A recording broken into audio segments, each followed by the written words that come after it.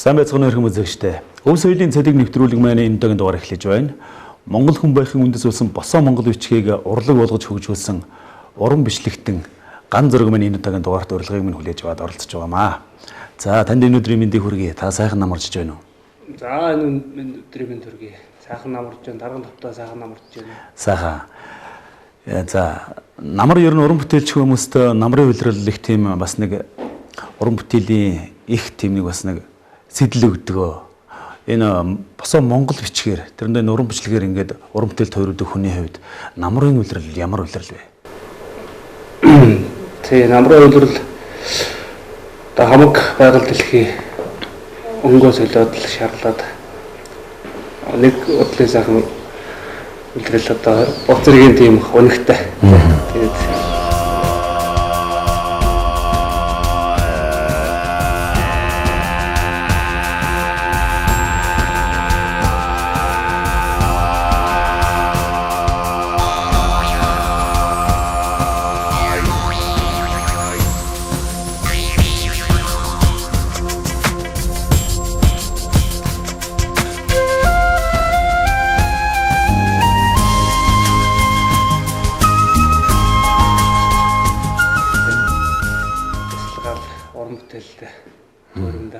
Ямар тэмцээн уралдаан бол 11 сард?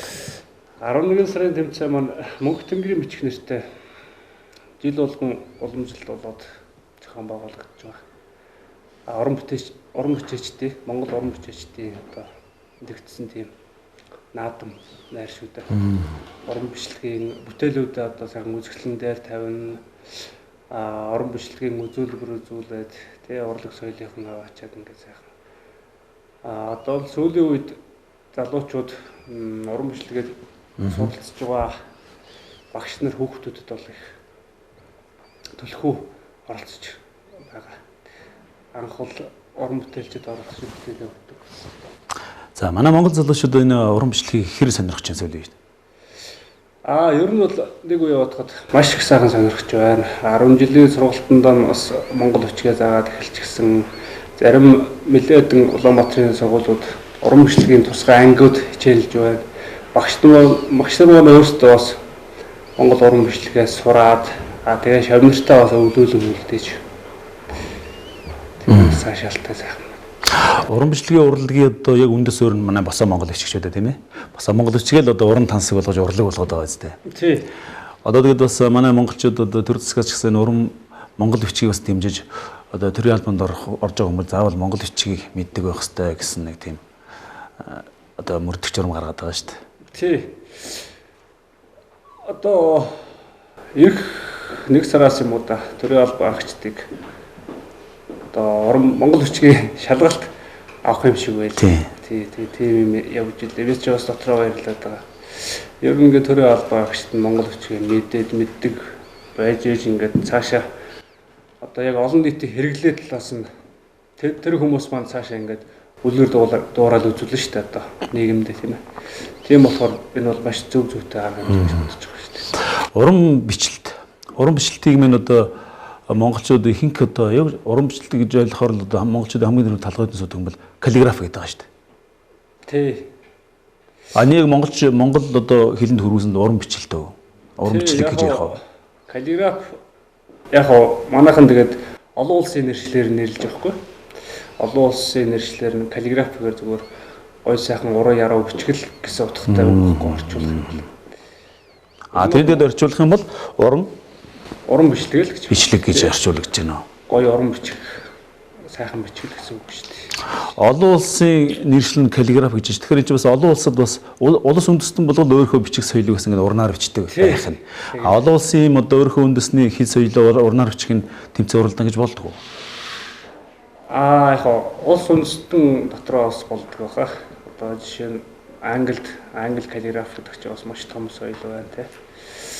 Хятад, Япон, Солонгос тусдаа өөр өөрсдийнхөө стил жанраар те өөр өөрсдийн хэв маягаар болдог баха. Одоо энгийн хүний нүдээр харахад бол тэр уран бичлэг мань одоо би бол Хятад, Япон, Солонгос ер нь гардаг шүү дээ уран бүтээлүүдээр кино дэлгэцэн бүтээлүүдээр ингээд гараад байдаг. За Монгол ингээд харахад одоо Монгол тэр уран бичлэгийн тэрийг харахад бол нэг ялгаагүй ерөөсөө л тэр өөрсдөө үндэсний үсгүүдэл ингээл бичиж байгаа юм шиг санагдаж дотор тийм ялгаа байх уу? Үндэстний хоорондын тэр уран бичлэгийн ялгаа гэж байд юм уу? Одоо манайх байлаа гэхэд манай Монгол тэр уран бичлэгийн бусдаас ялгарх ялгаа онцлог нь гэж юу байх вэ? Зөв. Яг Азиудаа бол энэ чи ер нь бол дорн дахны биерийн урлагийн соёл байхгүй. Тэгээ Хятад байна, Япон, Солонгос гэх мэт одоо монголчууд маань бастай. Энэ ч ингээд тусдаа өөр өөрийн бичих үсгийн онцлог хэв намбата агуулгаараа явцсан тийм урлаг байгаа. Тэгээ Монгол бичиг маань одоо өөрөө ганц дэлхийд ганцхан босоо штэ. Босоогоор бичигддэг ерөөсө цорын ганц. Онцлог ялгаа нэх юм бол яг хөө ингээд Хятад, Солонгос, Япон ч ингээд ерөөсөө ингээд маш эртний 5000 жилийн түүхтэй бичих штэ ингээд. Тэр яг хөө ер нь бол ингээд харахад бол тийм хоцрогдсон зүйл байж байгаа байхгүй. Гэсэн хэрнээ одоо дэлхийн том гүрэн болсны үндсэн дээр Хятадууд маань ингээд одоо МБ-гийн Саксны шгшээ багт одоо Houston Rockets багт ч юм уу ингээд ханзаа оруулсан байх ч гэдэг айгүй өндөр авч явж байгаа юм. Ер нь бол ингээд манай уран бичлэгийн том мастер ярьдаг л да. Манай Баттөмөр багш маань ярьдаг те. Хятад бичиг бол ингээд ногооны талбай жарлан гэр ингээд нэг тиймэрхүү нэг агуулга тийм философи язгуур нэг тиймэр юм да. За Монгол бичиг бол ерөөсөө мориндоо мордоод босоо олчгүй урагшаа. Хязгааргүй тийм сэтгэлгээний их чөлөө байдаг.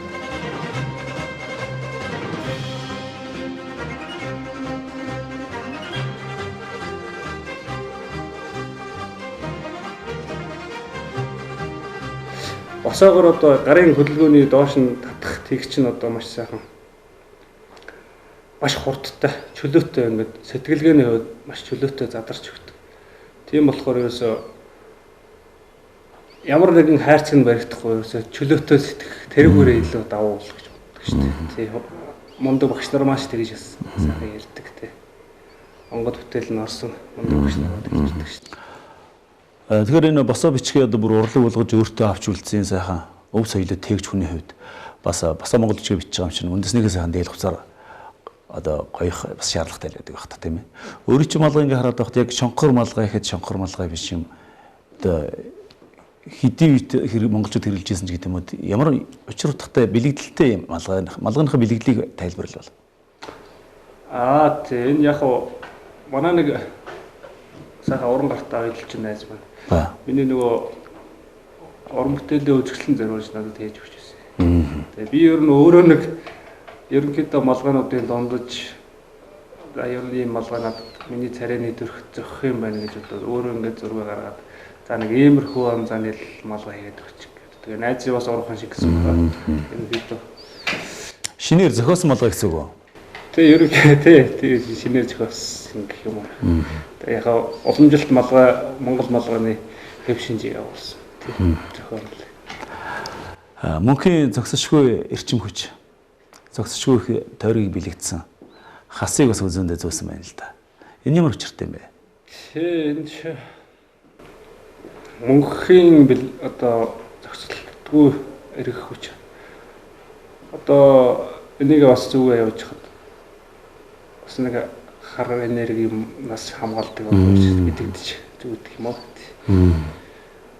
Одоо сүүлийн 4 жил баг өөр Монголд одоо орон бүтээлээ төрөж газар орнуудаар бүгднгээр нь ерөнхийд нь яваад орон бүтээлээ гаргаад хүмүүсийн хүсэлтээр захиалгаар орон бүтээлээ бичнэ үзэсгэлэн худалдаанд орно үзэсгэлэн орон бүтээлээ гаргах гэхэд явж ирсэн. Тэгтээ одоо байнга зөөдөг байх нь. Тий, байнга зөөгөөд миний нэг хэв маяг данж төрөх шиг болсон. Манай зураачд ер нь өөрөө гэсэн нэг тийм хэм маягтай байдаг шүү дээ. Өмсөх малгаанаас авахгүй болоо тийм ээ. Тэр бас нэг өөрөө чи илтгэх бас нэг хэм маяг бол хас тэмдэг байх нь. Тий. Яг гоо би чинь өвөр Монгол руу явахдаа ингээ устдаа явчихад очиод Монгол хувцас өмсчихдээ. Юу гэсэн Монголоос гарахаар ингээ хувцастай гараад. Өвөр Монголд буухлахаар сайхан Монгол тэрлэг өмсчихдээ гэсэн үг. Монгол хувцас. Манай үндэсний үйлдвэрлэгчд маань бараа юу ингээд зараад үзэсгэлэн худалдаагаар өөр Монголд гардаг. За тэгдэм байл. Одоо ингээд цагаан сар дөхөд ирэхээр Монголд нөгөө уран дархан гэдэг сайхан бүсгүүчүүд маань төрлөө бас бүх юм аваад тэнд бүр ингээд тусгай үцэглэн зохион байгуулад өөр монголчуудаас их сонирхож авд юм билээ шүү дээ. Тий, ер нь яг тэр үзэсгэлэн худалдаан дээр би яг дангараа ингээд өөрийнхөө уран бүтээлийг бичээд одоо монголчуудын лангуу павильон биш үү? Тэрний одоо хамгийн өмнө талныг нэнд ч юм уу. Яг Монголынхаа нүүр царайг яг би өөрөө хувьдаа бас арай илүү энгийн байсан арай нэг донж төрөх сайтай уцалдаг болохоор Монгол бичгээ бичиж илүү доо Монгол хүн гэдгээд илтгэх гоё донжтой уцдаг гэсэн үг. Монгол бичгээ өөрөө уран бичлэгээ бичиж байна. Тэгээд сайхан морин хор уртын дуу хөөминий айс ингээ хажуудаа ингээ чангаар тавьчихдаг. Надтай бол хэн ч юм ярьж чаддгүй. Айхтар менежменттэй хүн байх нь шүү дээ. Тэгээд ингээ сайхан далбаага төрийн далбаага тавьчихна. Тэгээд уран бичлэгүүдээ ингээд яг ерөөдөө сайхан гой гэсэн бүтээлүүдээ өлгөчнө. Тэгээ яг үзэсгэлэн худалдааны нүүр царай болоод л ингээ явж байдгийг.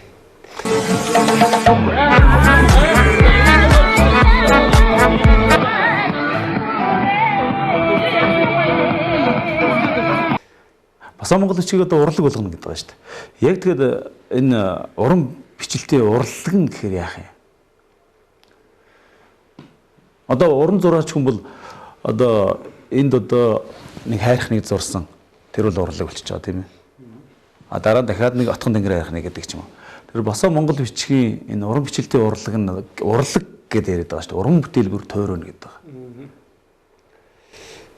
Одоо энэ ч юм бол яг бичих соёл урлаг хоёр ч бас тусдаа. Уран бичлэгийн урлаг болох юу нь одоо яг контемпорари урлаг ч юм уу одоо тэр лүгээ илүү түлхэцтэй энэ уран бичлэгийн одоо биерэн бичлэгээ маш илүү сайн хөгжүүлж ийнэ гэсэн үг л дээ. Одоо тэрийг одоо бодиттой ингээд бүтээл гарт баригдаж одоо зөвхөн жазанд хадгалах хэмжээний биш одоо гарт баригдаад ингээд бодиттой 3D байдалтай ч юм уу те. Тэгэж маш их гоё хөгжүүлж байна л да. Яг тэрийг л яг урлагийн бүтээл гэдэг.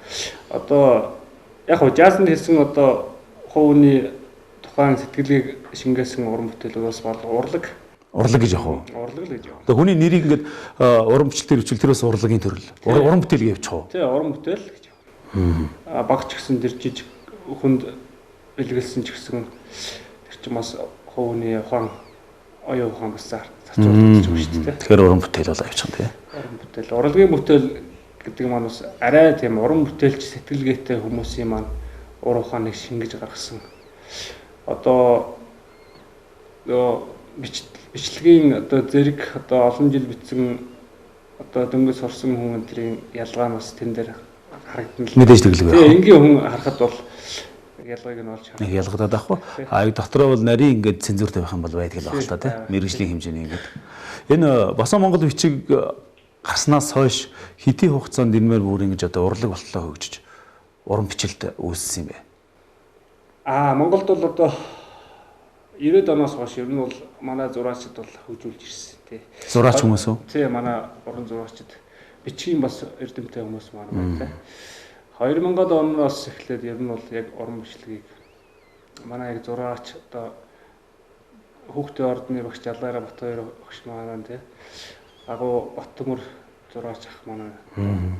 Тэр агуу хүмүүс манаас өөрсдийнхөө хэмжээнд ингээд хөгжүүлээд урлагийн төвшөнд болтол нь ингээд хөгжүүлээд ирчихсэн.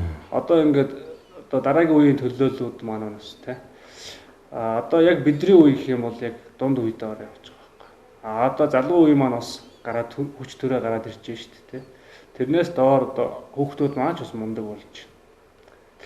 Тэгээд энэ бас урлаг болох төвшөнд нь гаргаж ирсэн тэр хүмүүсээрээс бид нар бахархаж баярлж явах хэрэгтэй. Ягаад тэгэхээр энэ 1900 оны ардчилсан хувьсгал одоо өөрийнхөө үн цэнийг мэдрээд Монгол үндэсний сэхэрл нь бас сайхан сэргэж өгсөн тийм онжилууд багхгүй. Тийм болохоор өвөр Монголд бол би ингээд олон жил явсан гэж ярьж байна. Тэгээд өвөр монголчууд маань яг Монгол өвчгөө бүгд хэрэглээтэй сайхан байна. Тэгээд одоо ингээд өвөр Монголд ингээд харж байхад би чинь 4 жил гараа өвөр Монголд байсан. Тэгээд яг Нямбай нарийн бичих одоо тэр тэгэл одоо биерээр бичээд аваад үлдсэн болохоос яг уран бичлэгийг одоо яг урлаг болтол нэг хөгжүүлж чадаагүй. Аваад үлдсэн хэрэглээ нь бол байж байна те. Манай монголчууд маань болохоор ингээд уран зураачд маань Европ школ энийг бас монгол уран бичлэгтэй холбоод тэгээ бас дээрээс ингээд өвлж ирсэн үндэснийхээ яг одоо уран бичлэгийн тэг гэж байна. Тэрийг бас сайхан хөгжүүлээд өөрсдийнхөө төрөл жанрт оруулаад те. Тэгээ ингээд хөгжүүлээд ирсэн гэж байна. Энүүгээр арай илүү монголчууд маань бас арай илүү цар хүрээтэй сэтгэж байна л да. Өөр монголчууд маань бас яг аваад үлдсэн одоо бас нэг жоохон тиймэрхүү болчихвол байна л да. Уран бичлэгийн тал руу бол хөгжиж байна уу? Тий, хөгжил нь бас яг ингээд яг нэг хэвэнд ингээд зарцсан юм зохицол байж л байгаа. Намайг чинь анх очиход ингээд танай ар монголч нь манай өөр монгол бичгийг яаж мэддгийг нэтэр гэсэн юм ярьдаг байхгүй. Тэгээ би анхандаа бол нэг ч юм хэлж чадахгүй мэднэ чаднаа л гэж яваажсэн. Бидний үе чинь нөгөө 90-ад оноос хүүхэд байхаас өмнө эхлээд хүн болсоор анхны бичиг маань монгол бичиг шүү дээ. Нэг хэсэг одоо өвгөржин босоо монгол бичгийг зааж ирсэн шүү дээ. Боловсролын системд оролцоод. 1-р ангиас 4-р анги хүртэл зааж ирсэн. Тэгээ чи ингээд биний хувьд бол яг ерөнхийдөө ингээд сайхан уншдаг. Яар мартахгүй юмс ингээд монгол бичгээрээ бахархдаг. Ингээд явж ирсэн. Их сургуульд сонгож үздэг байхгүй. Тэгээ сонгож үзээд ангийнхныгаа бүр уриалаад монгол бичгийг үлсгэе гэдэг. Тэгээд ингээд ерөнхийдөө сонирхдаг байж байгаад сүүлд ингээд яг каллиграф уран бичлэгийн урлагийг монгол уран бичлэгийг ерөнхийдөө ингээд ундаг бичээчдийн бүтээлүүдийг хараад яг анх хөгжиж байгаа үес. Тэгээд нэг дагаж дуурайгаад үзгэн балаар ч юм уу ингээд дуурайгаад бичдэг байсан. Тэгээд тэр сонирхол маань яваа явцаар бод ингээд за ер нь номын орсон сурах гэдэг сураад. Ер нь бол яг амьдралын практик өөр Монголд далах тавсан гэх юм.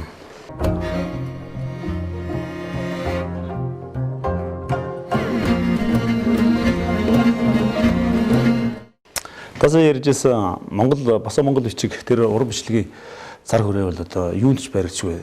Тэр тал нутагтаа давхиж байгаа юм шиг тийм ээ. Морин дээр дүүлж байгаа юм шиг юунд ч баригдаж хашигддаггүй. Хөрчлөө байдгаа гэсэн. Дээр нь 90 оноос хойш манай зураачд илүү энэ босоо монгол бичиг урлаг болох тэр уран бичлэгийг оруулж ирсэн. Одоо дэлгэрүүлсэн гэдэг ярьлаа л да. Миний мэдхийн одоо яг босоо монгол бичгээр бичиж байгаа юм аа. Уран зураг шиг ингэж бас бичиж зурж бас болдгийг би бас харж байсан л да. Тэгвэл одоо Ленин багш гэж бичгэд яг ингээд харахад Ленин багшийн толгойг зурчт юм билээ. Зурцсан. Тэгээ яг босоо монгол орчоор Ленин багш. Бас монгол гутал гэдгийг яг ингээд харахаар монгол гутал ингээд харагдаад байдаг. Өөр ингээд бүх хэлбэр тийм ээ. Бас давхар хэлбэр төрс илэрхийлээд бичдгээр л үнэхээр бас тэрстэй юун ч баригдгүй тансаг тэр морин дэлгэр дүүлжиж байгаа тийм задгаа юм шиг байгаа. Тий, яг гоо тэр чинь дөрсөд орон бичлэгийн төрөл л доо. Тийм үү. Дотроос гээд явчихдаг. Бас байна. Гүйлгэн бичлэг, таталган бичиг, яг төв уран бичлэг, дөрсөд орон бичлэг гэхээр одоо модалити дөрсөнд оруулж сэтгэлгээний хувьд маш их цар хүрээтэй юм байхгүй. Тэрүүгээр ингээд ямар ч амтныг бас нэлээд бодож бас цаг хугацаа гаргаж хийдэг тийм орлого. Та одоо шил манай студид одоо ямар нэг одоо яг тийм дөрст тэр урамжлалыг хийх боломж байгаа юу? Байгаа. Тий. Би ч нөөрөө говийн үе юм да. За. Тэмээг ер нь тэмээний дүрстэй бүтээгээд тэмээгс бичсэн байна. Морь гэж олдондоо бичдэг юм аа манай. Өөр өөртөөхөө хэв маягаар бичдэг тий. Миний яг хамгийн яг оюуны өмчтэй, оюуны эрхтэй нэг бүтээлээд аз жаргалтай гэр бүл. Тэр мөн яг ингээд гэр бүл зориулсан одоо найр хурим тийм бэлэг зориулагдсан бичээс байт. Юу болж болсон. Уран бүтээл байх нь тий.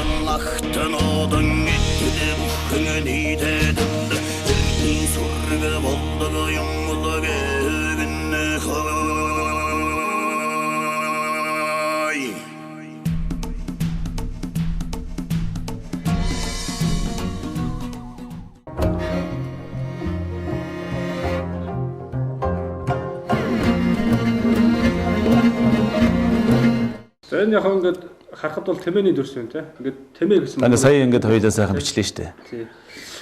Ингээд Т үсэг байна. Т мэ ингээд Г явж байгаа. Ингээ М үсгний одоо гизэг гэж ярьдаг шүү дээ. Гизэг маань ингээд яг бүхний хойд хөлийн бүтээгээд яг ингээд дүрслийн хувьд яг тэмээ гэсэн үг гэж байгаа. Энэ юу вэ шүү дээ. Одоо манай уран бүтээлчд ихэнхдээ өөрийн гэсэн юм тамгатай байдаг. Энэ хоёр тамга нь таны өөрийн чиг уран бүтээлийн тамга. Тий. Тухайн уран бүтээч хэн гэдэг уран бүтээч бичсэн байна гэдэг тамгаар нь ялгуулсан юм.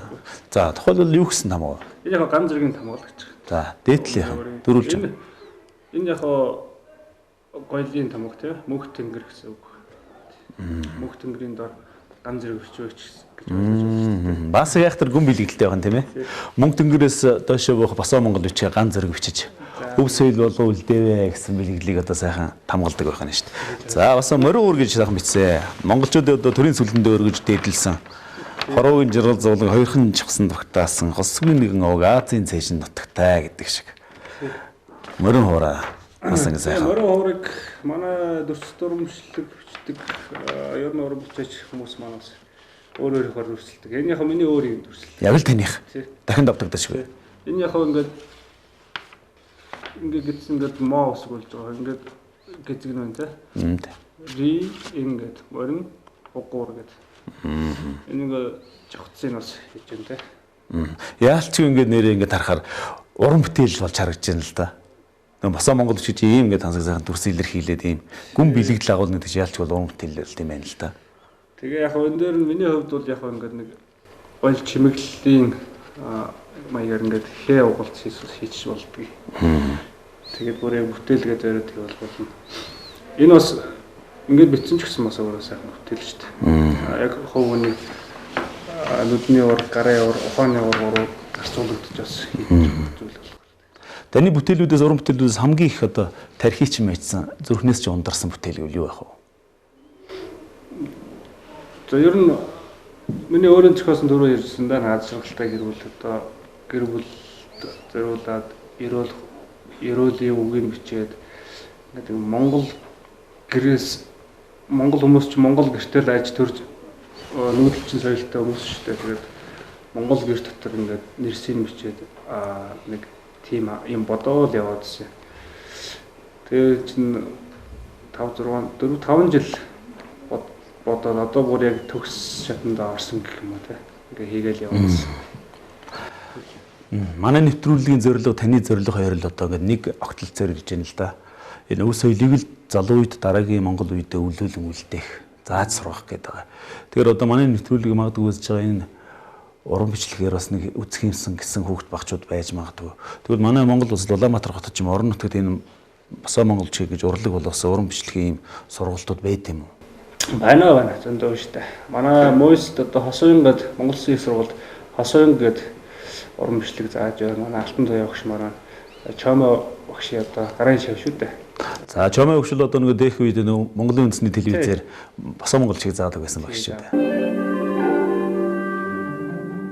Хэн тэтэн байна. За тэтэн гэдэг бол ингээд энэ тий. Чомо багшийн гарын шав байна. Бичих соёл төвгээд бас төв байна. Хүүхдийн урлан бүтээх төв дээр манай Амбатар багш маань хичээлээ зааж байгаа. Одоо танд бол шавар гэсэн хүмүүс бас байдаг уу? Тэ яг нүүр номны найзууд маань ихэвчлэн би чи өөр Монгол руу явчаад байдаг. Энэ жил Монголд бас нэлээд удаж байна те. Тэгээд нүүр номны үнж найзууд манаас танаар заалгая гэж явдаг. Тэгээд одоо ямар ч утгагүй нэг сургалт тэгээд бас нэг хүмүүст заачи гэж бодоол байна. Яахан шиг одоо тэр энэ чинь ерөөсөө зөвхөн нэг хэдхэн бүлэг хүмүүсийн өмч биш шүү дээ. Ерөөсөө нийт монголчуудын л өв соёл өмч байна. Монголчуудын л өв соёл байхгүй. Нэг хүн ингээд миний юм шигээд өвөртлөөд байх юм бол биш байх л та тий. Тий. Ингээд амжихан үзэлтэй болгос муухай. Тэгээ яг аль болох олон хүнд түгээе гэж бодож байгаа. Миний хувьд л 30-аад шив бас байгаа. Оо таа ч өөр олон шивтэй байх. Өмнө нь одоо цогцсон сум гэдэг юм да. Тэр сумын сургуулийн хүүхдүүд бас нэлээд шавнарт заасан. Манай монголчуудын хувьд одоо яг өөрсч хүсдэг энэ бас монголчууд урлаг болгосон уран бичлэлтийг яг ямар бүтээлийн илүү их хүсдэг вэ манай монголчууд? Миний анзаарснаар бол их монголчууд одоо өөрийнхөө яг алдар нэрээ их бичүүлээд байх шиг байд юм билээ. Тий. Ер нь бол нэрээ бичүүлэн яг хүүхдүүдийнхээ ингээд алганы хээг даруулаад гарын давц нэрийн сүлдгэж нэрийг бичээд ингээд бодголтой. Ер нь бол яг миний тэр хувийн бүтээлүүдийг бас их одоо нүүр намаар сонирхож авч үздэг л дээ. Гэж ер нь Монголдо энэ жил яг бүтэн байж бусдаар бол ер нь баг байдгүй шиг байна. Би одоо нэг юм хүмүүс уран бүтээлийг манаас арай мэддэг болж байгаа шиг.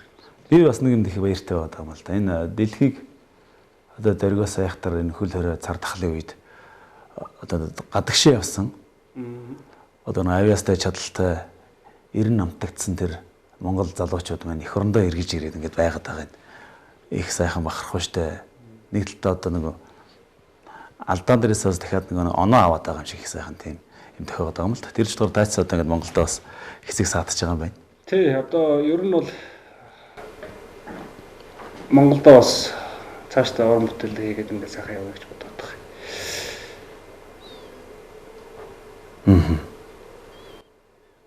За, цаашдаа одоо яаж энэ цагаан өшөө олон хүн түгээн дэлгэрүүлэх, хөгжүүлэх талаас таны бодол гэж байгаа юу? Тий, манай уран бүтээлчд маань бас холбоо байгуулыг хоорондоо ярилцаал байна. Одоо яг миний үеийнх ч юм уу, манайс дээш үеийнхэн хүмүүс маань ингээд бас нэгдээд ингээд хоорондоо ярилцж байна. Саяхан нэг өвөр Монгол бичих хүсгээ алдна гэсэн тэр юуг сонсцоход манай нэг дөрдөө нэгтэй сэтгэл нэгтэй уран бүтээлч ажуудтайгаа нэг 20 уран бүтээлч манаас цогтой адны бичиг рүү ус явж нэг нэгтэй сайхан дотн соод уран бүтээл ярилцаад газар дээр нь байгальдаа тийм ээ уран бүтээл хийгээд ингээд ирсэн. Энэ хүмүүстэйгээ нийлээд бас сайхан уран бичлэг, Монгол бичгээ хөгжүүлэх, одоо олон нийтэд түгээн дэлгэрүүлэх талаас бас ярилцж байдаг.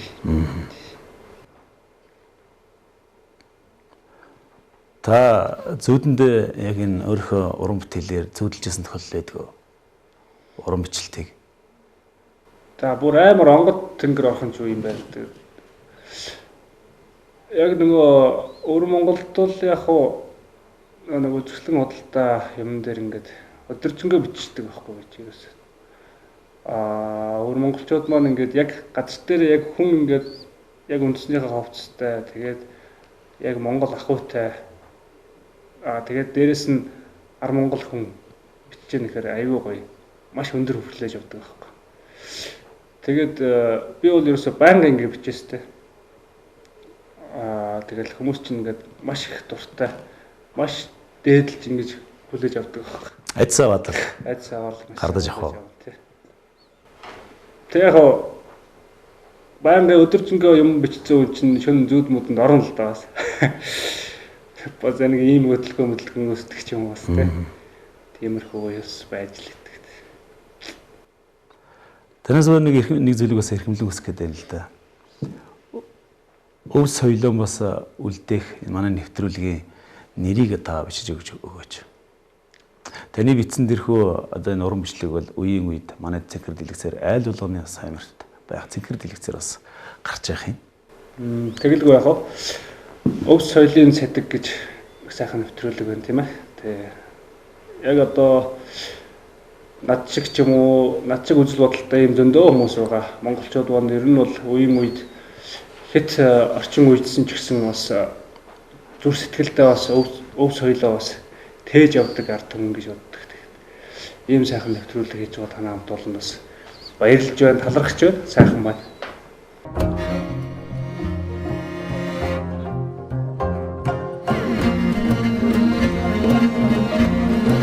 За өв соёлоо дээлж байгаа танай хамт олондоо өв соёлын цэдэг гэдэг сайхан бичээсийг бичиж өглөө. Тэгээ ажлын өндөр амжилт хүсье ганц зэрэгөөс гэж бичигдсэн байгаамаа. Энэ бичгээ өшөө олон монголчуудаа өвлүүлэн үлдээгээрэй гэд. За бэлэг барьж байна. За талархлаа.